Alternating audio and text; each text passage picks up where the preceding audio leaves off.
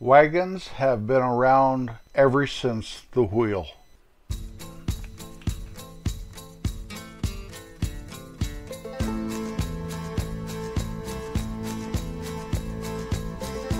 Welcome to Baby Boomer Tales.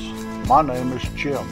You can find us at babyboomertales.com. You can contact us at babyboomertales@gmail.com. You can find our Boomer's General Store at our website. Links to where you can hear our podcast there at the website. There's even pictures of me, yours truly. The best one's me when I was a little kid. I was sitting on my donkey Jenny. If you like this podcast, all I ask is that you share it. I really would appreciate that. I really would. Well, Memorial Day is come and gone. Now's the unofficial start of summer. That's the demarcation of it, is Memorial Day weekend, even though summer won't start for several weeks. When I was a kid, Memorial Day meant more than just the start of summer. It meant the start of summer vacation. And we had summer vacation right up through Labor Day. Today, things are different. Summer vacation started a couple weeks ago at most public schools, and schools start back up sometime in the middle of August. Amazing. Why do they change things? Anybody know? I don't understand that. If it ain't broke, don't fix it. That's what I figure. But, who's going to listen to me? Just myself. Me, myself, and I. Memorial Day in the mountains, up there in north central Colorado Rocky Mountains, up where I like to call God's country. That country I was raised up there in a small little town, 500 people. Summer would definitely start Memorial Day. All the tourists and the people from the Denver area. It was a great road trip to just get in your car if you lived in Denver and go over the mountain pass and end up in my little town, and then start going north and you go back over the Continental Divide through the national park, and you can end up back home after traveling for the day. A nice little day trip. Leave Denver and arrive back in Denver and never follow your footsteps, not just once.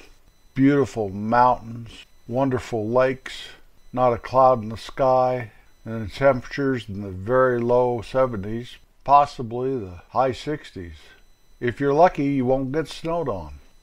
Well, in my little hometown, if you start traveling on Main Street west, that Main Street was part of the old Victory Highway back in the day before they made U.S. highways and all that stuff. That Victory Highway would go all the way to California. So you'd pass the Grand Bar, go out of town, you dip over the hill, down on the flats there a little bit, past the El Monte. Then there's the highway that goes north. If you choose not to go to California, you might want to go north. Go up past the lakes and the lake town. And then if you want, you can get into the national park, go over that road onto one of the highest continuous highways on earth, and end up on the Front Range of Colorado. Well, right there at that intersection where the old Victory Highway and the highway that goes into the national park come together there, right there at that junction in the road, is a restaurant with a big old picture of a Chuck Wagon on the very top of the roof. The place was called Arnold's Chuck Wagon Cafe. And you walk in. I remember going in there with my folks, and your eyes get all big walking into that wagon. And then a secondary door would put you into the restaurant. You walk in there, and the place would just open up. And on your left was a snack bar where probably about 10 stools sitting there. You could have your lunch or a milkshake right there. If you look straight back from the door to the end of the dining room, there's a great big fireplace. It had longhorn steer horns over the mantle. There's a bear skin on the wall there, big old bear all stretched out. Couple mounts of deer and antelope, some fish on the wall, stuff like that. If you look straight up, the ceiling of that dining room was shaped kind of like a teepee. There were probably 6 different sections that went up and all met at the very peak of the ceiling. And then hanging right in the center there was this gigantic wagon wheel. The bar had live trout swimming around there in that bar. It was a great place.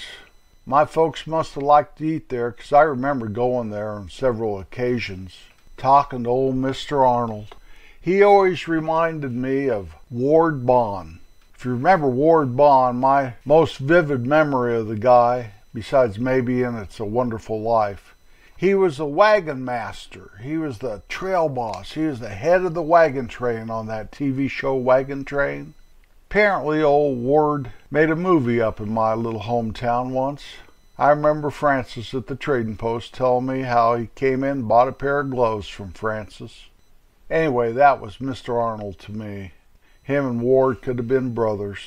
He was a nice man, always took time to talk to you, shoot the breeze with my dad, tease me about I should go hunting a jackalope. Right above the door when you walk into that restaurant was a mount of a jackalope, that mythical, magical creature that I'd go out to the hills and in the sagebrush and stuff looking for them, never could find one. What they were a jackrabbit and an antelope crossbreed. Some taxidermist or handy guy put some pronghorn antelope antlers right there on that skull of that jackrabbit, created jackalope. I can remember that rabbit to this day exactly what he looked like. I can remember old Mr. Arnold telling me stories about the jackalope. Well, that place had 5-cent coffee. I know this even when I was a kid, because there's always a sign standing out there right by the road saying 5-cent coffee with a picture of the Chuck Wagon. They served that 5-cent coffee, I do believe, right until I moved to Kansas. That was clear back in the late 80s. 5-cent coffee, not $5 coffee like you see today. And between you and me, I figure that 5-cent coffee is better than that $5 coffee any day. Well, I don't go and buy the $5 coffee. I don't. Never have and never will. Now, if you enjoy that, that's fine. I don't care. I don't care even a little bit. I have a good friend that roasts coffee. He'll give me a bag of it once in a while. Some of that stuff's pretty good, but I usually just drink whatever I can get at the Sam's Club. I'm kind of old school that way. I'd give a dime for a cup of old Mr. Arnold's 5-cent coffee, though. I would. Also, the demarcation of summer always meant that these pretty girls, usually college-age girls, would come and work at the Chuck Wagon. They had a regular dormitory there at the back of the restaurant, regular housing for their employees. And these girls would come and spend the summer there, work up there in the mountains before they went back home, back to school. Well, when I was 18, I went up to the Beehive one night. That was a 3-2 beer bar up towards the lake town. My buddy Mike was sitting there with a pretty blonde girl. So I sat down and started shooting the breeze with those two. And turned out she was one of those Chuck Wagon girls.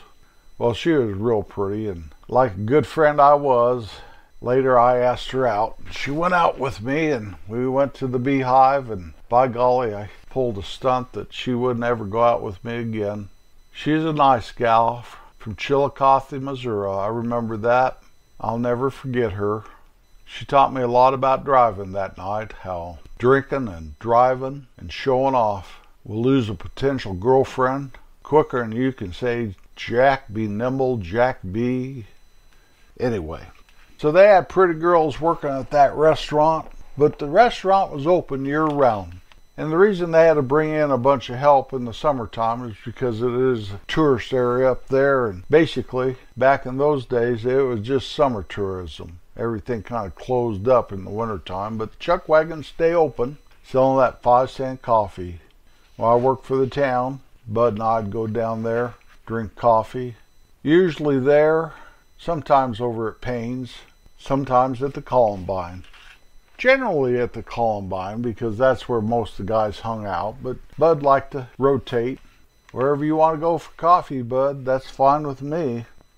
After Mr. Arnold sold the restaurant, I do believe Bud and Jean owned it. Now this is where my mind gets a little foggy because I'm not all that sure if that is the timeline right there. But also JD and Joe owned it and ran it. I saw as I was looking up history on the place, at one time it was called Grandma's Chuck Wagon. That must have been in the last 20 years, I don't know. I know it had been closed and had been opened again and possibly closed again. When I was up in that country last year, I forgot to look and see if the structure's still standing. I trust it is. It's one of those iconic buildings that defines my little old hometown. There's only 2 or 3 of those type buildings there.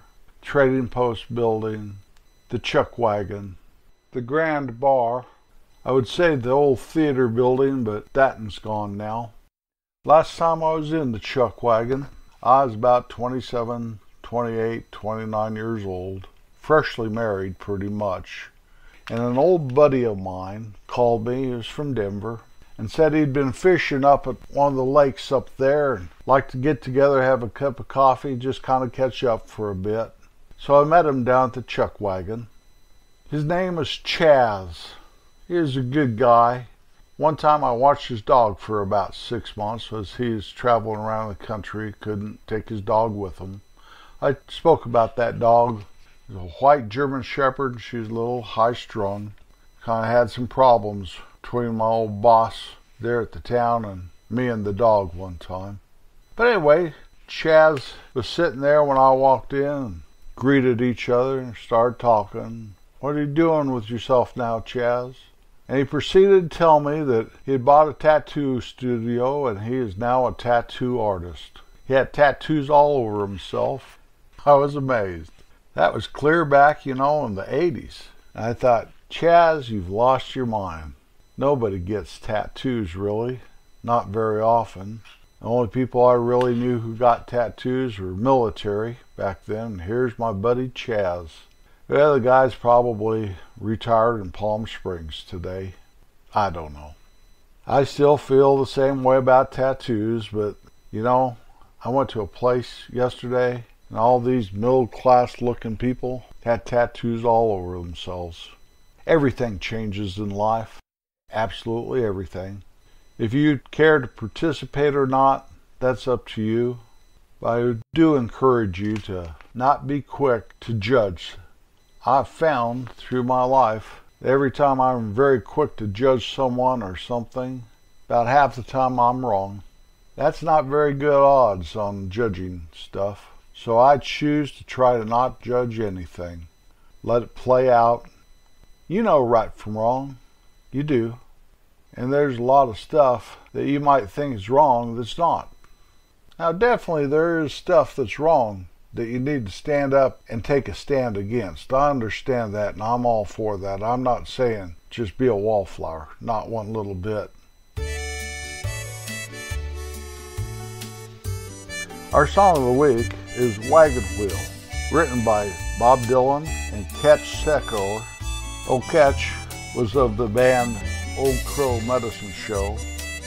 Dylan's version originated in 1973. 25 years later, the Old Crow Medicine Show added verses. Kind of made it popular. It was originally about hitchhiking from New England trying to get to Raleigh, North Carolina. That was Dylan's version of it. Well, besides the Old Crow Medicine Show's version, Darius Rucker made it a country hit. Baby Rock Me.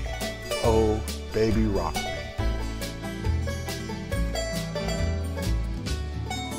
Well, that's it today. Thank you for riding along. It blesses my heart someone out there listens. I'll be back next Wednesday, and never forget, always be kind. It's good for your soul. Peace out.